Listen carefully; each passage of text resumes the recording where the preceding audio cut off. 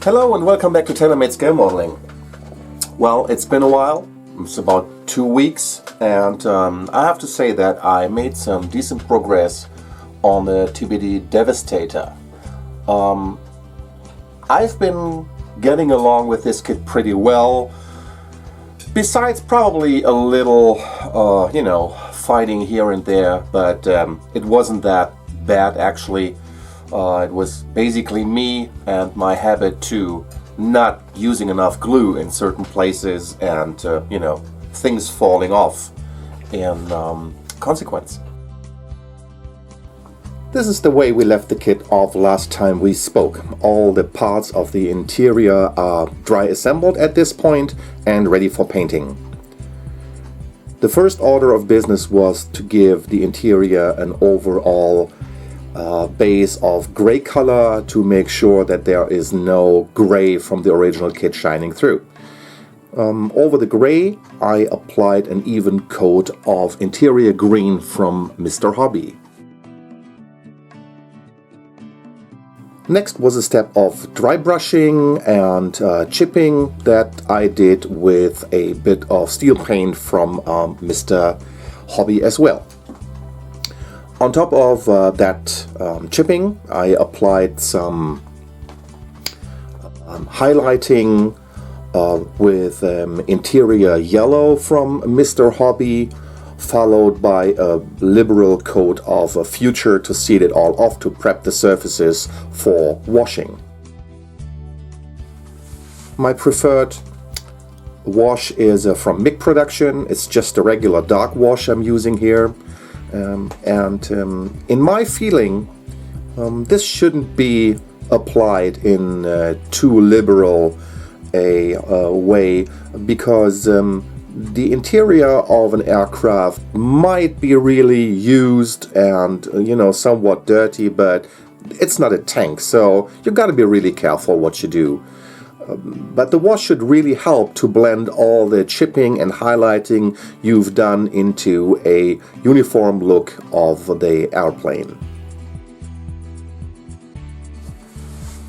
When applying a wash onto a glossy surface, you can't really go wrong. You just take amounts of the wash and just put it onto the surface. It'll go basically in all the recesses and crevices and will spread evenly across all the parts you touch with your brush, and you'll just let it sit there and thoroughly dry.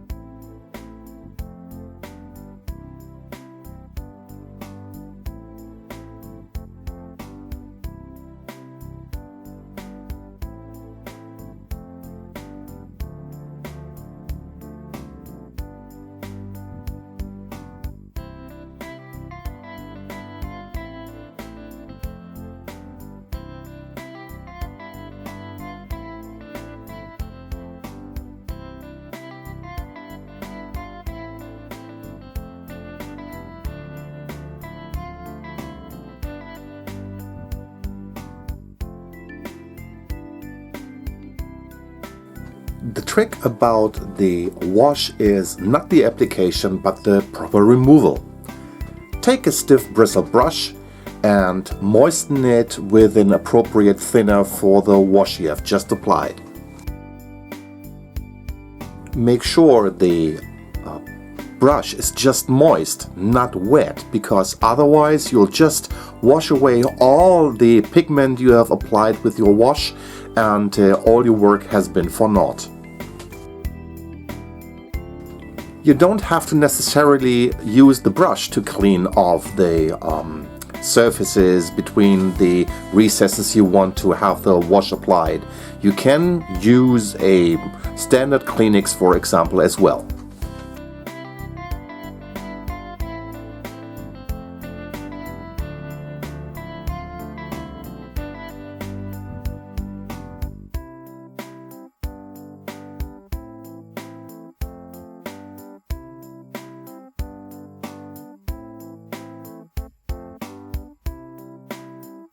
Make sure to clean your brush once in a while so there's not too much pigment left and you keep pushing it across the surfaces you want actually cleaned.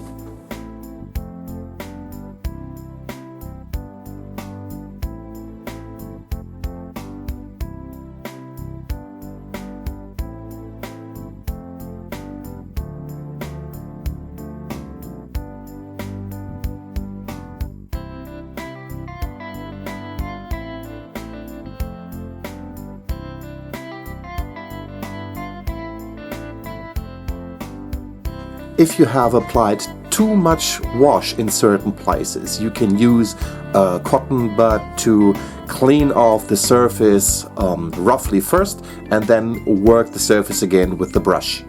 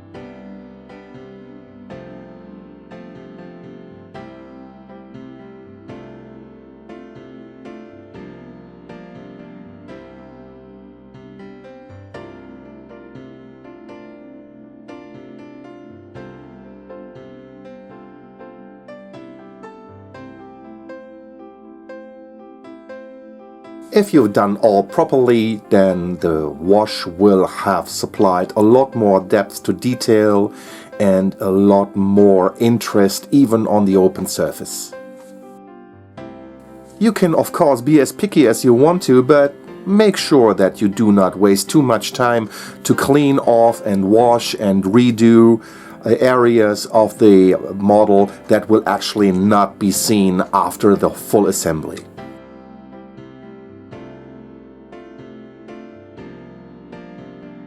People who are more versed in painting than I am may apply all the detail and paint everything in one go. For me, it is easier to do sub-assemblies like seatbelts separately and apply them after all the painting has been finished.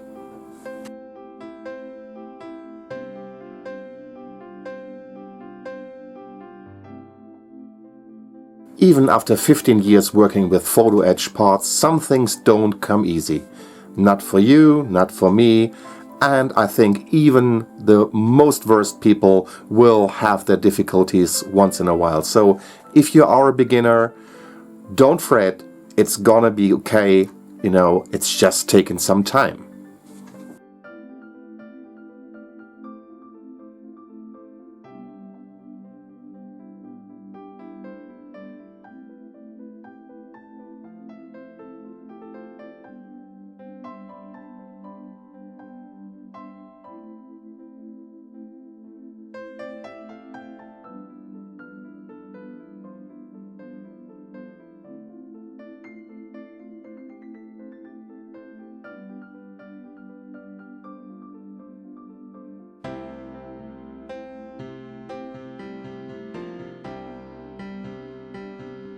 I like using toothpicks a lot, and my preferred glue for attaching and working with photo etch parts is Super Glue Gel.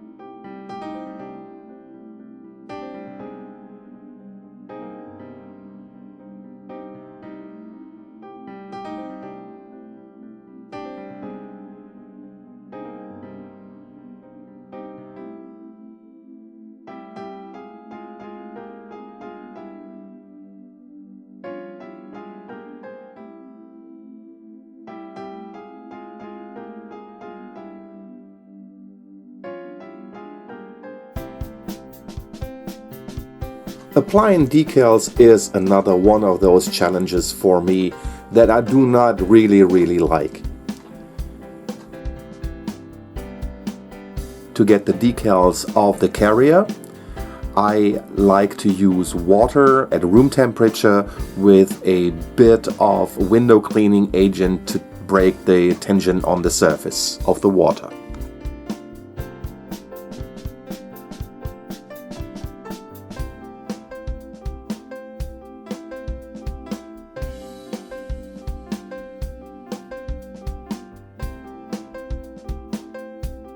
Especially when working with smaller decals, I like to dip them into the water instead of letting them really soak. Just dip it into the water and then put it aside.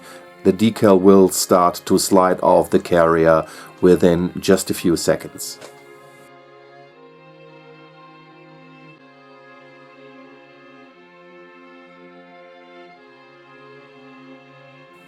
If there's too much water on the carrier, then just carefully take the water away with a Kleenex so you can maneuver your decal with a brush or the tip of your X-Acto knife or whatever floats your boat to comfortably move the decal around and onto the surface.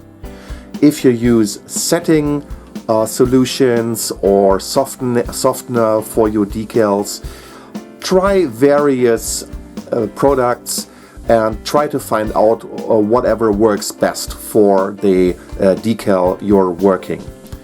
I found that working with Mr. Mark Setter and Mr. Mark Softener, the decals from Great Wall Hobby do work out very nicely.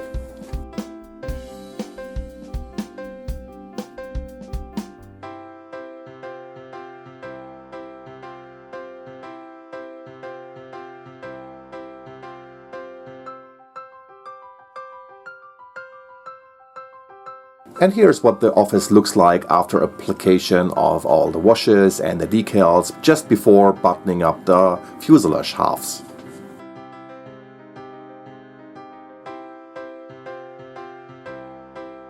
I added tiny bits of styrene in certain places to give a little bit more support to certain parts, like the chart table for the pilot, which is actually not really seen in the buttoned up fuselage, but still, you know, knowing it's there gives me that special feeling I did everything I could to make that kit work.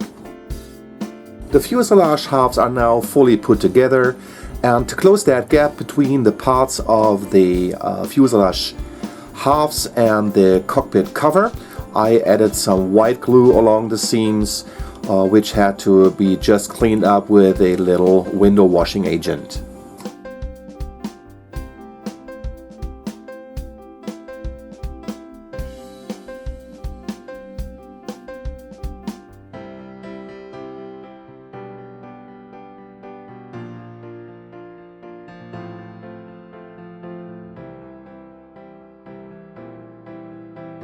In general, the fit was very, very beautiful. All the parts came together nicely.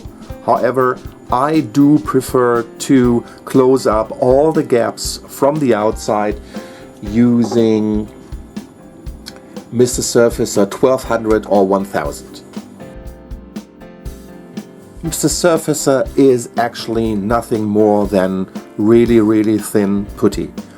Of course, you can thin the putty yourself using, for example, Revell or home roll putty and thin it down with glue, but I like the ready-made product because it provides a very, very even surface to work with.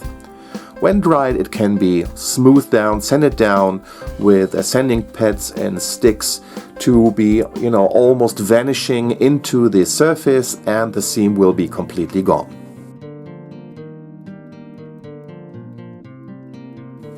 Of course, the Devastator float plane doesn't really need the wheel at the stern, so it has to be clipped, and the wound from it needs to be sanded down and smoothed over until it completely vanishes.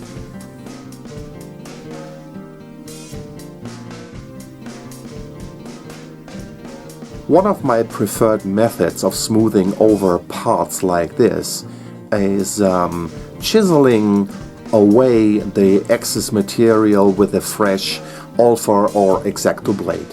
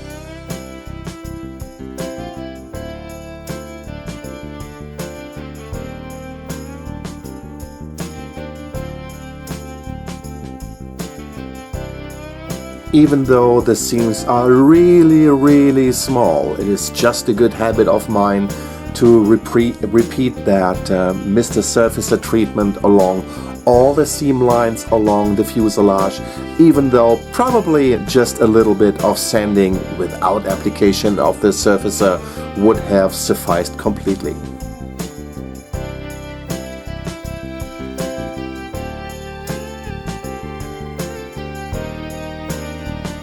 Alright, this is it for this time. I hope you enjoyed the show, and I hope to see you soon here at TailorMade Scale Modeling. Bye bye.